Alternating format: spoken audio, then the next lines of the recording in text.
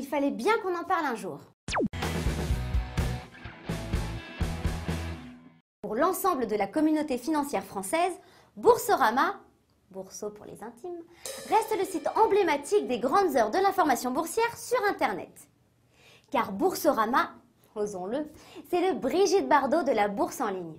Une carrière fulgurante, des mariages prestigieux, quelques enfants illégitimes et une retraite sur le taux à s'embourgeoiser au soleil et à vivre de ses rentes. Né en 1997 à Paris et introduit en bourse en juin 2000, le courtier s'appelle à l'époque Fimatex. Nom dérivé de Fimat, filiale de la Société Générale spécialisée dans les produits dérivés. Avec quelques pionniers comme CPR, E-Trade, Self-Trade ou Bourse Direct, qui ont tous commencé sur le Minitel, Fimatex draine une toute nouvelle clientèle de boursicoteurs sur Internet.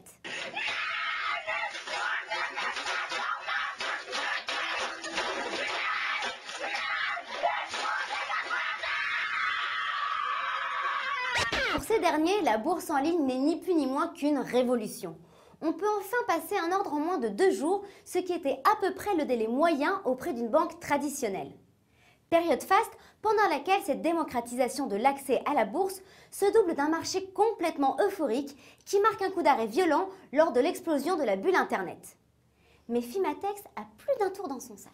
Persuadée que la pérennisation de l'activité passe également par le média, elle a l'idée géniale de se rapprocher du portail d'information financière Boursorama, créé quelques années plus tôt par une poignée de jeunes Nancéens et qui est déjà à cette époque le site incontournable. Le premier mariage a donc lieu en 2000 et Fimatex reprend pour des raisons évidentes de notoriété le nom de Boursorama. Après une période difficile qui culmine avec les événements du 11 septembre, la société a des envies d'expansion et loue sur un de ses principaux concurrents, Self-Trade, bradé quelques temps plus tôt à DAB Bank par Charles Becbédé. L'union se fait en 2002 et Boursorama quitte à cette occasion son très bel hôtel particulier de la rue de Prony pour le front de scène de Boulogne-Billancourt.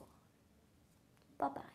À cette époque, et grâce à la combinaison de l'énorme audience du portail Internet et d'une politique commerciale intelligente, Boursorama devient le leader incontesté du courtage en ligne en France.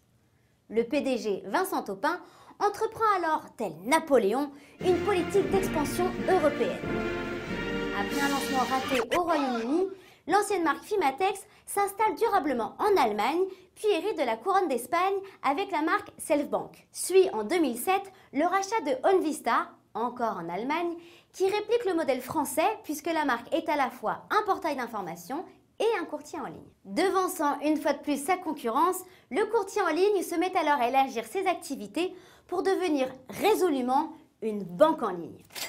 La campagne européenne se termine donc la même année par l'acquisition difficile de CaixaBank France qui prend au passage 20% du capital du courtier.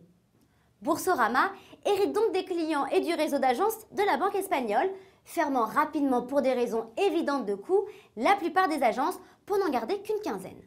Aujourd'hui, la start-up qui a débuté en 1997 dans 50 mètres carrés avec une vingtaine de jeunes gens motivés est devenu un groupe européen de 400 personnes qui déclare environ 600 000 comptes et qui annonce 240 millions d'euros de produits d'exploitation et 49 millions d'euros de bénéfices nets pour 2009. Ça pourrait être pire. En conclusion, on ne résiste pas au plaisir de vous rappeler ce que disait Michael Bloomberg concernant le secteur de la bourse en ligne fin 1999. Internet ne va pas changer le monde. Comme quoi on peut être à la tête du plus gros média financier du monde libre et accessoirement maire de New York et avoir autant de vision qu'un cul de bouteille.